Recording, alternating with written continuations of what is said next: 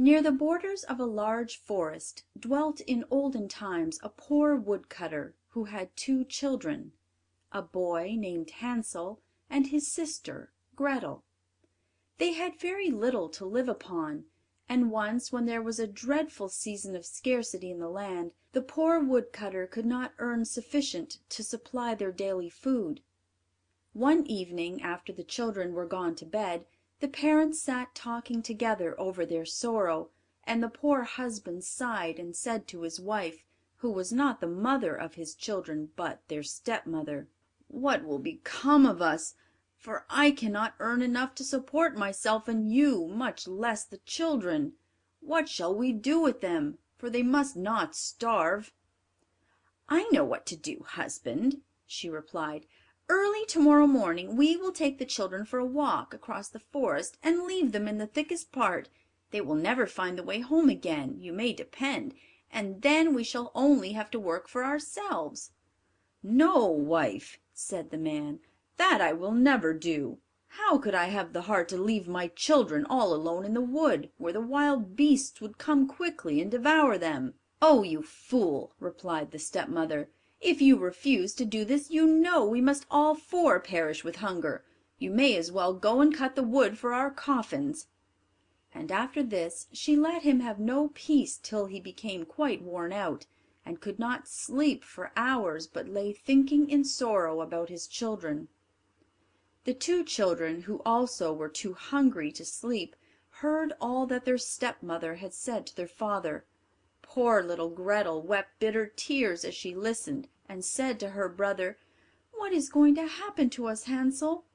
"Hush, Grethel," he whispered, "don't be so unhappy. I know what to do." Then they lay quite still till their parents were asleep. As soon as it was quiet, Hansel got up, put on his little coat, unfastened the door, and slipped out. The moon shone brightly, and the white pebble stones which lay before the cottage door glistened like new silver money. Hansel stooped and picked up as many of the pebbles as he could stuff in his little coat pockets. He then went back to Grethel and said, "Be comforted, dear little sister, and sleep in peace. Heaven will take care of us." Then he laid himself down again in bed and slept till the day broke. As soon as the sun was risen the stepmother came and woke the two children and said, "Get up, you lazy bones, and come into the wood with me to gather wood for the fire." Then she gave each of them a piece of bread, and said, "You must keep that to eat for your dinner, and don't quarrel over it, for you will get nothing more." Grethel took the bread under her charge, for Hansel's pockets were full of pebbles. Then the stepmother led them a long way into the forest. They had gone but a very short distance when Hansel looked back at the house, and this he did again and again. At last his stepmother said, "Why do you keep staying behind and looking back so?" "Oh, mother," said the boy, "I can see my little white cat sitting on the roof of the house, and I am sure she is crying for me." "Nonsense!" she replied. "That is not your cat. It is the morning sun shining on the chimney pot." Hansel had seen no cat, but he stayed behind every time to drop a white pebble from his pocket on the ground as they walked.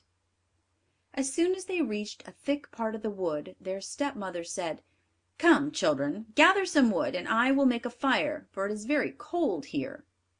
Then Hansel and Grethel raised quite a high heap of brushwood and faggots, which soon blazed up into a bright fire, and the woman said to them, "Sit down here, children, and rest while I go and find your father, who is cutting wood in the forest. When we have finished our work we will come again and fetch you." Hansel and Grethel seated themselves by the fire, and when noon arrived they each ate the piece of bread which their stepmother had given them for their dinner, and as long as they heard the strokes of the axe they felt safe, for they believed that their father was working near them. But it was not an axe they heard, only a branch which still hung on a withered tree, and was moved up and down by the wind. At last, when they had been sitting there a long time, the children's eyes became heavy with fatigue, and they fell fast asleep. When they awoke it was dark night, and poor Grethel began to cry, and said, "Oh, how shall we get out of the wood?" But Hansel comforted her. "Don't fear," he said. "Let us wait a little while till the moon rises, and then we shall easily find our way home." Very soon the full moon rose, and then Hansel took his little sister by the hand, and the white pebble stones which glittered like newly coined money in the moonlight, and which Hansel had dropped as he walked, pointed out the way. They walked all the night through, and did not reach their father's house till break of day. They knocked at the door, and when their stepmother opened it, she exclaimed, "You naughty children! Why have you been staying so long in the forest? We thought you were never coming back." But their father was overjoyed to see them, for it grieved him to the heart to think that they had been left alone in the wood. Not long after this there came another time of scarcity and want in every house, and the children heard their stepmother talking after they were in bed. "The times are as bad as ever," she said. "We have just half a loaf left, and when that is gone all love will be at an end. The children must go away. We will take them deeper into the forest this time, and they will not be able to find their way home as they did before. It is the only plan to save ourselves from starvation."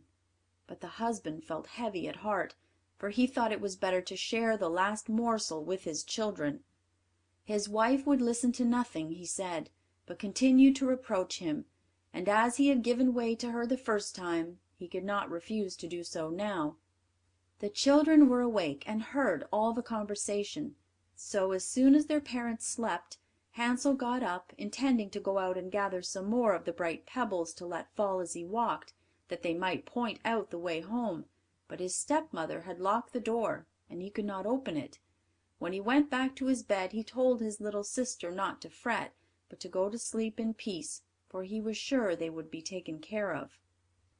Early the next morning the stepmother came and pulled the children out of bed, and when they were dressed gave them each a piece of bread for their dinners, smaller than they had had before, and then they started on their way to the wood.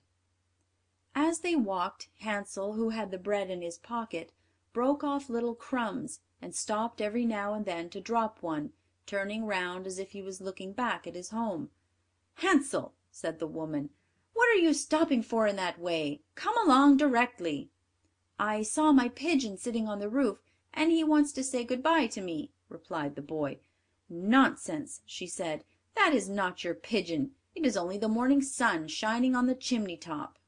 But Hansel did not look back any more. He only dropped pieces of bread behind him as they walked through the wood. This time they went on till they reached the thickest and densest part of the forest, where they had never been before in all their lives. Again they gathered faggots and brushwood, of which the stepmother made up a large fire. Then she said, "Remain here, children, and rest, while I go to help your father, who is cutting wood in the forest. When you feel tired you can lie down and sleep for a little while, and we will come and fetch you in the evening, when your father has finished his work." So the children remained alone till midday, and then Grethel shared her piece of bread with Hansel, for he had scattered his own all along the road as they walked. After this they slept for a while, and the evening drew on, but no one came to fetch the poor children. When they awoke it was quite dark, and poor little Grethel was afraid, but Hansel comforted her, as he had done before, by telling her they need only wait till the moon rose. "You know, little sister," he said, "that I have thrown breadcrumbs all along the road we came, and they will easily point out the way home." But when they went out of the thicket into the moonlight they found no breadcrumbs, for the numerous birds which inhabited the trees of the forest had picked them all up. Hansel tried to hide his fear when he made this sad discovery, and said to his sister, "Cheer up, Grethel. I dare say we shall find our way home without the crumbs. Let us try." But this they found impossible. They wandered about the whole night and the next day from morning till evening, but they could not get out of the wood, and were so hungry that had it not been for a few berries which they picked they must have starved. At last they were so tired that their poor little legs could carry them no farther, so they laid themselves down under a tree and went to sleep. When they awoke it was the third morning since they had left their father's house, and they determined to try once more to find their way home, but it was no use. They only went still deeper into the wood, and knew that if no help came they must starve.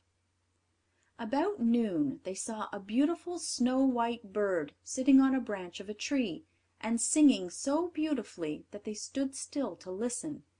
When he had finished his song he spread out his wings and flew on before them. The children followed him, till at last they saw at a distance a small house, and the bird flew and perched on the roof. But how surprised were the boy and girl when they came near to find that the house was built of gingerbread, and ornamented with sweet cakes and tarts, while the window was formed of barley sugar. "Oh!" exclaimed Hansel, "let us stop here and have a splendid feast. I will have a piece from the roof first, Gretel, and you can eat some of the barley sugar window. It tastes so nice." Hansel reached up on tiptoe, and breaking off a piece of the gingerbread, he began to eat with all his might, for he was very hungry. Gretel seated herself on the doorstep and began munching away at the cakes of which it was made. Presently a voice came out of the cottage. "Munching, crunching, munching, who's eating up my house?" Then answered the children, "The wind, the wind, only the wind," and went on eating, as if they never meant to leave off, without a suspicion of wrong. Hansel, who found the cake on the roof tasted very good, broke off another piece, and Gretel had just taken out a whole pane of barley sugar from the window and seated herself to eat it, when the door opened, and a strange looking old woman came out leaning on a stick. Hansel and Gretel were so frightened that they let fall what they held in their hands. The old woman shook her head at them and said, "Ah, you dear children, who has brought you here? Come in and stay with me for a little while, and there shall no harm happen to you." She seized them both by the hands as she spoke, and led them into the house. She gave them for supper plenty to eat and drink, milk and pancakes and sugar, apples and nuts, and when the evening came Hansel and Gretel were shown two beautiful little beds with white curtains, and they lay down in them and thought they were in heaven. But although the old woman pretended to be friendly, she was a wicked witch who had her house built of gingerbread on purpose to entrap children. When once they were in her power she would feed them well till they got fat, and then kill them and cook them for her dinner. And this she called her feast day. Fortunately the witch had weak eyes and could not see very well, but she had a very keen scent, as wild animals have, and could easily discover when human beings were near.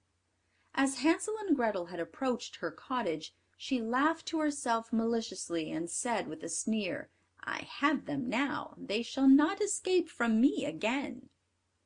Early in the morning, before the children were awake, she was up, standing by their beds, and when she saw how beautiful they looked in their sleep, with their round rosy cheeks, she muttered to herself, "What nice tidbits they will be." Then she laid hold of Hansel with her rough hand, dragged him out of bed, and led him to a little cage which had a latticed door, and shut him in. He might scream as much as he would, but it was all useless.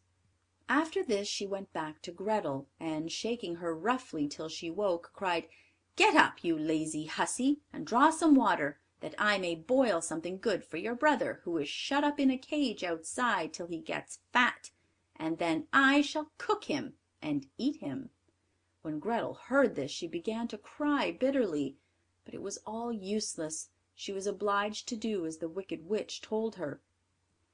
For poor Hansel's breakfast the best of everything was cooked, but Gretel had nothing for herself but a crab's claw. Every morning the old woman would go out to the little cage and say, "Hansel, stick out your finger that I may feel if you are fat enough for eating." But Hansel, who knew how dim her old eyes were, always stuck a bone through the bars of his cage, which she thought was his finger, for she could not see, and when she felt how thin it was she wondered very much why he did not get fat. However, as the weeks went on and Hansel seemed not to get any fatter, she became impatient, and said she could not wait any longer. "Go, Gretel," she cried to the maiden, "be quick and draw water. Hansel may be fat or lean, I don't care. Tomorrow morning I mean to kill him and cook him."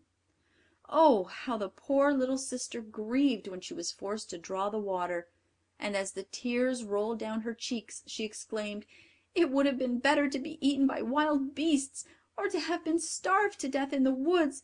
Then we should have died together."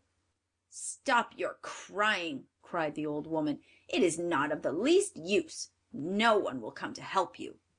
Early in the morning Grethel was obliged to go out and fill the great pot with water, and hang it over the fire to boil.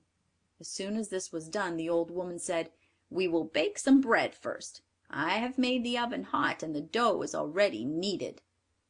Then she dragged poor little Grethel up to the oven door, under which the flames were burning fiercely, and said, "Creep in there, and see if it is hot enough yet to bake the bread."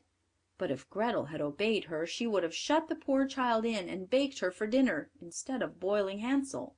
Grethel, however, guessed what she wanted to do, and said, "I don't know how to get in through that narrow door." "Stupid goose," said the old woman. "Why, the oven door is quite large enough for me. Just look, I could get in myself."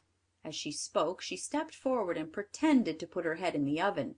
A sudden thought gave Grethel unusual strength. She started forward, gave the old woman a push which sent her right into the oven, then she shut the iron door and fastened the bolt. Oh, how the old witch did howl! It was quite horrible to hear her, but Grethel ran away, and therefore she was left to burn, just as she had left many poor little children to burn. And how quickly Grethel ran to Hansel, opened the door of his cage, and cried, "Hansel, Hansel, we are free! The old witch is dead!" He flew like a bird out of his cage at these words, as soon as the door was opened, and the children were so overjoyed that they ran into each other's arms and kissed each other with the greatest love. And now that there was nothing to be afraid of, they went back into the house, and while looking round the old witch's room, they saw an old oak chest, which they opened, and found it full of pearls and precious stones. "These are better than pebbles," said Hansel, and he filled his pockets as full as they would hold. "I will carry some home too," said Grethel, and she held out her apron, which held quite as much as Hansel's pockets. "We will go now," he said, "and get away as soon as we can from this enchanted forest." They had been walking for nearly 2 hours when they came to a large sheet of water. "What shall we do now?" said the boy. "We cannot get across, and there is no bridge of any sort." "Oh, here comes a boat!" cried Grethel, but she was mistaken. It was only a white duck, which came swimming towards the children. "Perhaps she will help us across if we ask her," said the child, and she sung, "Little duck, do help poor Hansel and Grethel. There is not a bridge nor a boat. Will you let us sail across on your white back?" The good-natured duck came near the bank as Grethel spoke, so close indeed that Hansel could seat himself, and wanted to take his little sister on his lap, but she said, "No, we shall be too heavy for the kind duck. Let her take us over one at a time." The good creature did as the children wished. She carried Grethel over first, and then came back for Hansel. And then how happy the children were to find themselves in a part of the wood which they remembered quite well. And as they walked on the more familiar it became, till at last they caught sight of their father's house. Then they began to run, and bursting into the room threw themselves into their father's arms. Poor man! He had not had a moment's peace since the children had been left alone in the forest. He was full of joy at finding them safe and well again, and now they had nothing to fear, for their wicked stepmother was dead. But how surprised the poor woodcutter was when Grethel opened and shook her little apron to see the glittering pearls and precious stones scattered about the room, while Hansel drew handful after handful from his pockets. From this moment all his care and sorrow was at an end, and the father lived in happiness with his children till his death.